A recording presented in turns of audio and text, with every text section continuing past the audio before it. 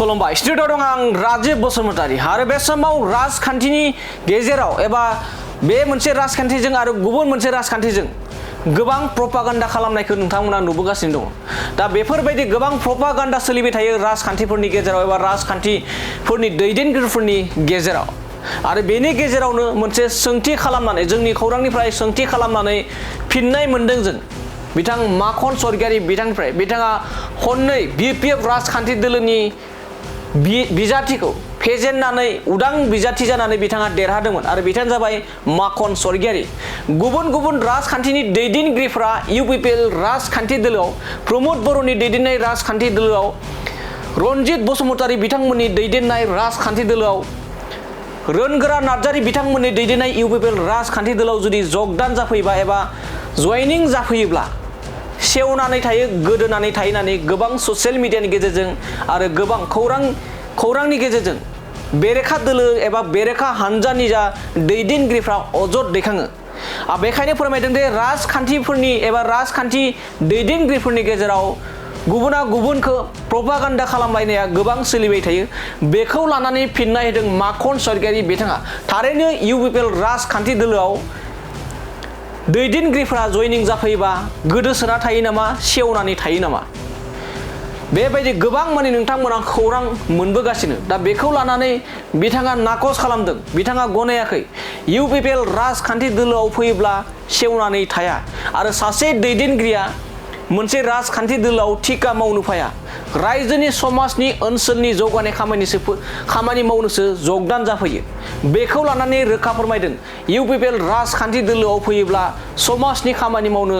खाबु मोनो बेफोरबायदि गोबां माने बाथ्रा बुंदों माखन सरगियारि बिथाङा। दानिया फैदो बिदिब्ला इउपिपिएल राजखान्थि दोलोआव गुबुन गुबुन दैदेनगिरिफ्रा जुदि जयनिं जाफैयोब्ला हाबफैयोब्ला सेवना थायो होनना बुंनायनि सायाव गोख्रों फिनजाथाय होनायखौ जों बिथांनिफ्राय आबुङै खोनासंना लादिनि। खारन खाबुखौ माखौ बुंगोन जोंथ' थिकादार नङा ना थिका मावनो जोंथ' थिका मावनो इउपिपिएल दोलोआव हाबाखै होमबा थिका मावग्रासो सानबाय नामा होमबा जोंथ' थिकादार नङा थिका मावबासो खामानि मोननाय मोनैनि माबाया फैगौमोन फैया होमब्ला दिनै जों रायजो सिबिनो फैदों इउपिपिएल दोलोआव थानानै रायजो सिबिनो जों फैदों रायजोनि खामानि मावनो फैदों रायजोनि सुजुग सुबिदाफोरनि सायाव बाथ्रा बुंनो जों फैदों बा माबे दोलोआव थानानै खामानि थायोबा खामानिया मोजां जागोन बेखौ जों रायजो राजानो बुंनो फैदों बा जोङो रायजो राजानि जानानै इउपिपिएल दोलोनो जोंबो रायज्लायनानै खामानि मावहोनो जों फैदों। मानो जों सुबिदा जोंनो होआखै जानो अनेक होदों जोंनोथ' अनेक फ्रि दिनै खामानि मावनो जोंनो फ्रि होदों। खामानि मावनाय माने जों सोरबा सानदों नामा सोरबा जाय बुंग्रा बिपिएफ दोलोनिया थारमाने थिका मावनायासो खामानि बायदि सानदों नामा जेरै सिगां मावोमोन बिथांमोननि माबाफ्रा बेखायनो रायजो राजाफोरा बुङोमोन मा थिकादार गोजा इउपिपिएल दोलोआथ' बे नङा थिकादारा मालाय थिकादारनि खामानिखौ थिकादारफोरा मावगोन जोंनि खामानिया दिनै दोलोआव थानानै दोलोखौ मोजां माबा खालामनांगौ बिसोरना बे खामानिखौथ' जों मावगासिनो दं आरो मावनो मोनगासिनो दं इयावथ' रावबो बादा गैया सोरबा बादा होयो नामा मोजांसो। नोंथांनिफ्राय मिथिगोन आङो जिहेते बुंनो नागिरो जे गुबुन गुबुन दोलोनिफ्राय बा राजखान्थि दोलोनिफ्राय जुदि इउपिपिएलआव जुदि हाबोब्ला खामानि मावनो खाबु होआ होननानै बुङो जेरै बिदिन्थि हिसाबाव जोङो बुंनांगोन जे बिथां खाम्फा बरगियारिनिफ्राय लानानै हितेश बसुमतारी दा बिथांमोनखौ बुंदों मा बे जाय दोलोनिफ्राय बिथांमोना फैदों बे फैनायफ्रा बुङो जे बे समाव इउपिपिएलआव खाबु मोना बिसोरो सेवना थाहैसिगोन इउपिपिएलआव होननानै। दा नोंथाङाबो सासे बिदिन्थि हिसाबाव नोंथाङाबो गुबुन जिहेते गोलाव सम राजनितिकआव थाबाय दा बे समाव इउपिपिएलआव फैनानै खाबुखौ होगोन ना होआ बायदि खाबुखौ मोनदोंना मोनाखै बायदि इउपिपिएलनिफ्राय जे खामानि मावनो थाखाय जायगायाव बा एरियायाव खाबु मोनि होननाय बाथ्रायाथ' एकदम इयो नंखाय खारन खाबु मोनिनोथ' बाथ्रा गैया खारन खाबुखौ माखौ बुंगोन जोंथ' थिकादार नङा ना थिका मावनो जोंथ' थिका मावनो इउपिपिएल दोलोआव हाबाखै होमबा थिका मावग्रासो सानबाय नामा होमबा जोंथ' थिकादार नङा थिका मावबासो खामानि मोननाय मोनैनि माबाया फैगौमोन फैया होमब्ला दिनै जों रायजो सिबिनो फैदों इउपिपिएल दोलोआव थानानै रायजो सिबिनो जों फैदों रायजोनि खामानि मावनो फैदों रायजोनि सुजुग सुबिदाफोरनि सायाव बाथ्रा बुंनो जों फैदों बा माबे दोलोआव थानानै खामानि थायोबा खामानिया मोजां जागोन बेखौ जों रायजो राजानो बुंनो फैदों बा जोङो रायजो राजानि जानानै इउपिपिएल दोलोनो जोंबो रायज्लायनानै खामानि मावहोनो जों फैदों। दा बेहायथ' जों कुनु माबा मोनसे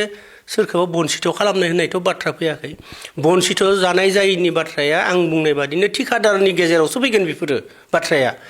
आं थिखा मोनगोन होननानै थांदोंमोन आं थिखा मोनाखै बे समायगोन नङा होमबा मोननाय मोनैया आरो मा खामानि मावनो मोनाखै जानो दालाय दाथ' जोङो आरामसे UPPL दोलाव दं दिनै UPPL दोलोनि जानानै जों रायजो राजाखौ दिनै अर्गानाइज खालामगासिनो दं दिनैबो दहाय नोंथांमोना नुबोबाय जों दिनै बेसेटा बुथ कमिटिफोराव जों मिटिं खालामगासिनो दंमोन दिनै मोनसे मिटिं केन्सेल जानायनि थाखाय नै दिनै न'आव फैबाय दा बिसोर दा बिदिनो जोङो मानो जों सुबिदा जोंनो होआखै जानो अनेक होदों जोंनोथ' अनेक फ्रि दिनै खामानि मावनो जोंनो फ्रि होदों खामानि मावनाय माने जों सोरबा सानदों नामा सोरबा जाय बुंग्रा BPF दोलोनिया थारमाने थिखा मावनायासो खामानि बायदि सानदों नामा जेरै सिगां मावोमोन बिथांमोननि माबाफ्रा बेखायनो रायजो राजाफोरा बुङोमोन मा थिखादार गोजा UPPL दोलोआथ' बे नङा थिखादारा मालाय थिखादारनि खामानिखौ थिखादारफोरा मावगोन जोंनि खामानिया दिनै दोलाव थानानै दोलोखौ मोजां माबा खालामनांगौ बिसोरना बे खामानिखौथ' जों मावगासिनो दं आरो मावनो मोनगासिनो दं इयावथ' रावबो बादा गैया सोरबा बादा होयो नामा मोजांसो दा बे आरो बेखायनो बे सोरबा माबा खामानि मावनो सुबिदा मोननाय मोनैया इथ' एक्सुवेलि सासे नेतानि सायाव बेफोरो बा सोरबा कर्मिनि सायाव इयो जाया खारन कर्मिया रायजोनि खामानिनि थाखाय दिनै दलाव थानानै रायज्लायनानै माबोरै मावनांगौ बिनि सायाव सावरायनायाव बाहागो लानानै बा बाथ्रा बुंगोन दोलखौ मोजां खालामगोन बिसोरना कर्मिया नङा होमब्ला रायजोखौ जोंनि दोल फारसे लाबोनाय जोंनि दोला मा मावदों बेखौ रायजोनो खोन्थानाय बिसोर दिनै जोंथ' थिखादार नङा जे जों माबा मोनसे मोनाखै थिखा लुबैदोंमोन बेथ' नङा जों थिखादारानो नंखाथारा नङा होमबा सिगांबो थिखाखौनो मावफेराखै थिखा मावनायनि रोङाबो दा जोंनो थिखा होबा जों मावनो रोंगोन ना रोंनायबो नंखाया ना जों थिखादार नंखाया गतिके थिखादारनो सोरखौबा बुंदोंबा मिथिया सोरबा थिखादार जुदि UPPL दोलोआव हाबनानै थिखा मोनाखैबा बिनि बाथ्रा बे थिखादारनि बाथ्रा बे टेन्डार होनायावबा बिबा माबोरै बे आलादा बाथ्रा थिखादारफोरखौ बुंदोंबा बे आलादा बाथ्रा खिन्थु एज ए हल UPPL दोलोआव हाबनाय माखासे नेताफोरखौ बा कर्मिफोरखौ एज ए हल बिदि बुंनाया बे